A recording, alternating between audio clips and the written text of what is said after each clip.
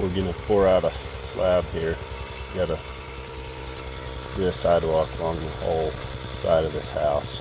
But I want to first show you this, what the ground looks like when the ground is pumping. If the ground is pumping, you don't want to be putting concrete over the top of it because your slab will crack. It'll cause all kinds of problems. It'll settle down lower than the slab. There'll be a big air pocket under it. You can see the ground shaking. The rocks are wiggling around. So when you're jumping jacking, if it does that, you gotta over excavate it and dig it out if you want a quality product when you're done. We got several little pads to do around the house. We got an AC pad, and we've got a slab out in the front for the front porch. We've got one for the back porch at the bottom of the stairs. So there's quite a few little pads. It's about 10 yards, the whole thing together. There's 3 of us finishing concrete, so that's going to be a major project to do that for just 3 guys. What we did with this slab was we added 2 hours of delay set to it, so we'd have the time we needed to finish the slab, get a nice finish on it. So it was already going to want to kick really fast because it's a 6-bag mix. So we did 2 hours of delay set, 6-bag mix, and fiber mesh. See these rocks? When you get your bucket clear full of gravel and it goes over the top.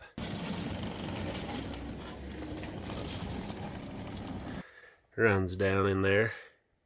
It's like a little miniature rock crusher. Kind of ruins the old rams. It puts pressure here, pushes on it, and then there's constant, it puts pressure right here on that going that way. And it constantly has pressure after those rocks go in there, and it just wears out your ram way faster. So try to not spill your rocks over the edge of your bucket. I'm thinking that maybe we should weld a little guard that goes, wraps around, barely misses that piece, wraps around so that those rocks will shed away from there. Just an idea. Pounding your peg in to hold your string up for your 2x4 so that when your string across here,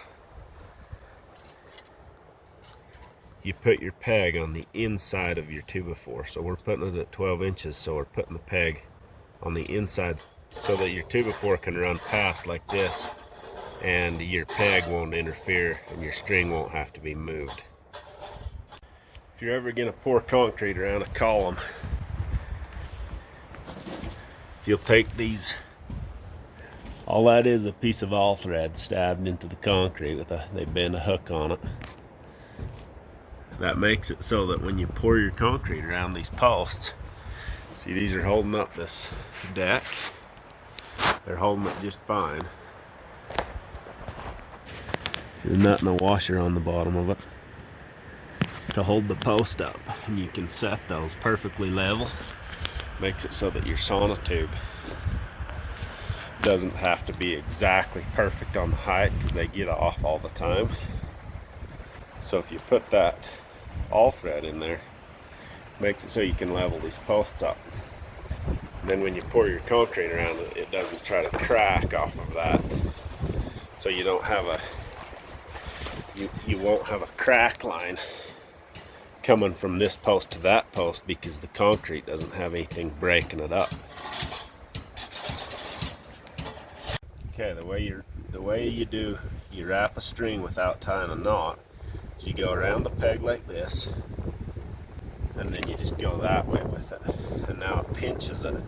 See, I can pull as hard as I can on that and it won't let go. That will hold it tight, and yet it'll make it so that you can undo it really easy. I'll do that again. So you wrap it around so your string's on the board side, go around it like this, then go around this way with this one. Now your string will hold tight. You don't have to tie a big knot.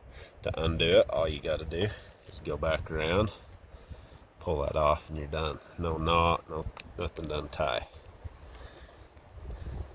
You can do it a really light one if you wanted to just go one and back around. You could do it even with one. I like to do two just in case I fit. So I'll go around this one twice. This way once. You overlap the string. That way when you're pulling on it, it don't let go. On the ground and it's loose and twists, then it will kind of pull it like that, but it'll usually tighten back up. This is the other end of the string that we just tied. So the way you tie it on this side is you tug it here, put it over here, you pull it here, so there's slack there, and I'm keeping it tight on that side. So all I do is wrap it around there one time, I pull it down and let the string overlap like that. Now it just pinches it tight. You can let go. You don't have to have a big knot in there. If you want to make sure it doesn't, just do 2 loops, overlap it and pinch it. Push it down to the board wherever you want it to be. Comes right off. Put it around twice, overlap the string. It's tight. So this end didn't let go. It's the same exact knot we had before. It didn't let go of the peg. There's no knot there, it's just pinched. Okay, see this string is back on the board. The way you get that to go, pull over, is you hold your peg back about barely more than the distance that it's off here. So I'm holding a gap here, the string's off about that far. So when I pound that in,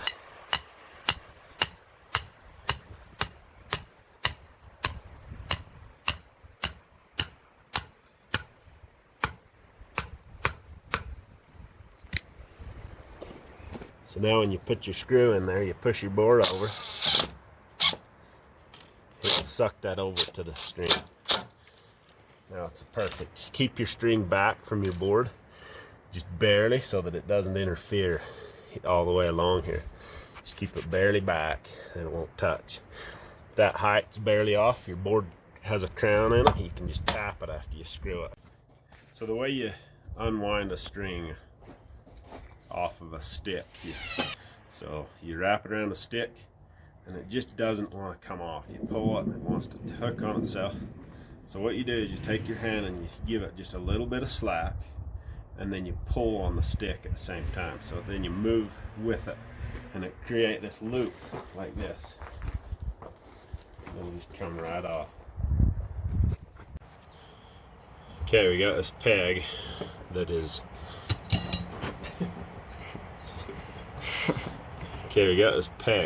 really crooked. You can see how crooked it is, but it's real crooked. So this is how you straighten a crooked peg. So I'm holding on to the longest part that's straight. So I need to take and make this go back to I need to hit it right here basically. If you take a hammer and pound on a peg, it just doesn't work. You have to go back, you have to think backwards with it. So you hold the sledge and then you hit the sledge with the peg, so the sledge stays in the same place. So you hit it like that, you hit it again, get a little straighter,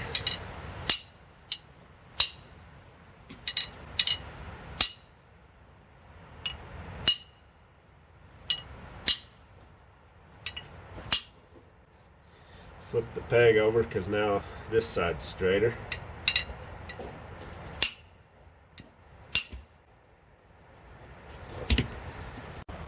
Okay, so now the peg is pretty straight.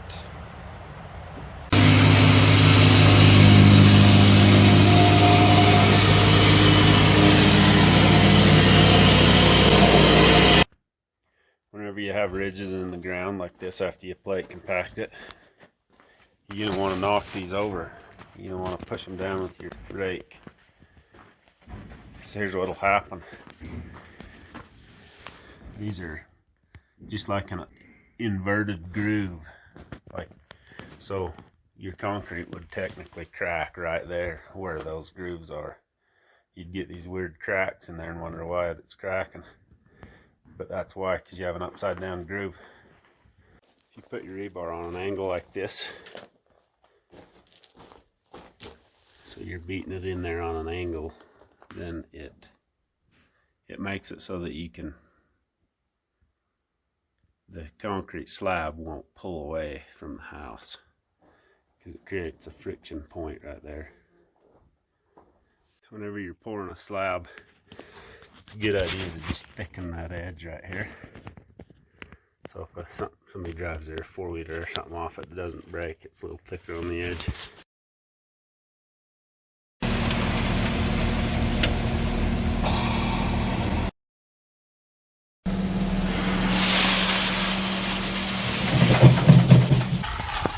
Using a walking edge, you got to keep the edge so that out here on this edge, you're leaving a little bit of a line, because if you push too hard on the edge groove side, you just roll the edge and make it hard to do it later.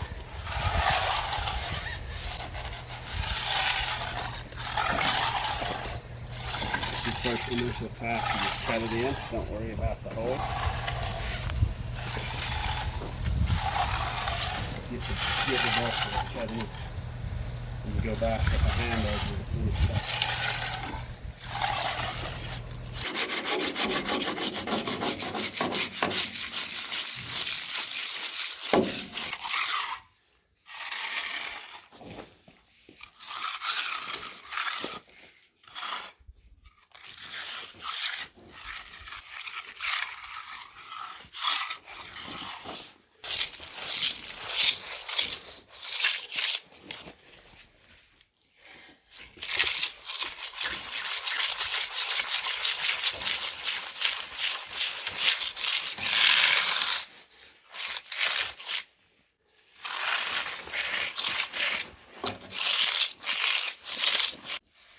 Okay, this groove here just comes from the walking edge, or you're trying to get your initial cut in for right here. Sometimes it leaves this, but it's better to get all your edges cut in and then come back and cut this up with a hand edger, rather than sit there and fuss with that thing and try to get it perfect. You just walk along and get it as good as you can get it. Call it good enough. But what you got to do when you have holes like this is you need rocks in here to fill up this gap. So the edger left a little bit of a hump right there. You take those rocks, you just push them in there. But don't make this higher than this, or when the water tries running off, it can't run off. Keep that flat as you can.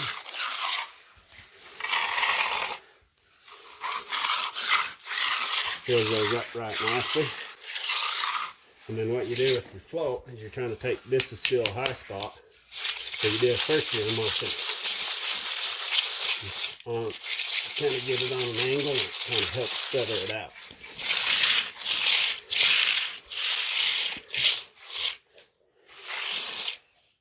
You start at the edge and pull towards the center of the slab. It'll help keep everything flat. You want your slab to dry out really fast, then leave the surface rough. And in this case, I don't want it to, because this slab's already bigger than we are. So I'll smooth that out.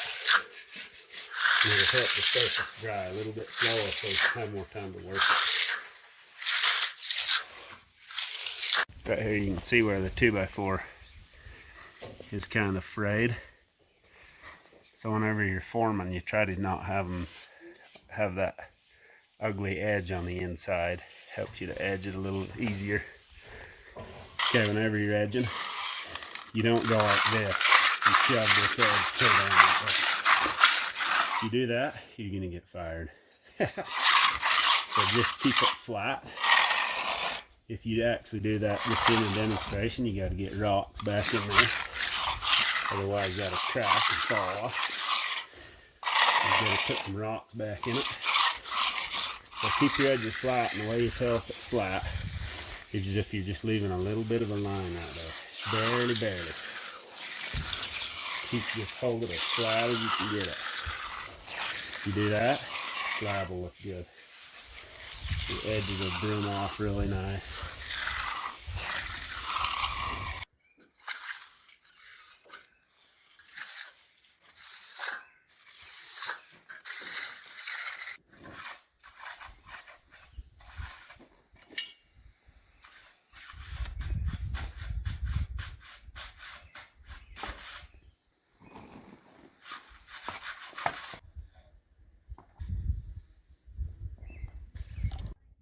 Got it all finished up.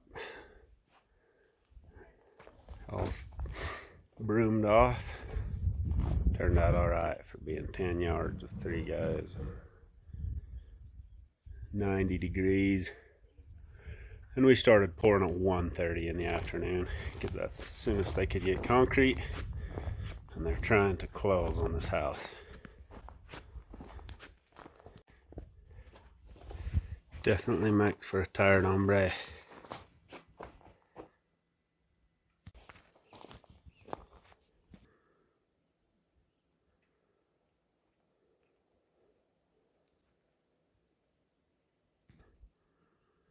Pretty nice looking house.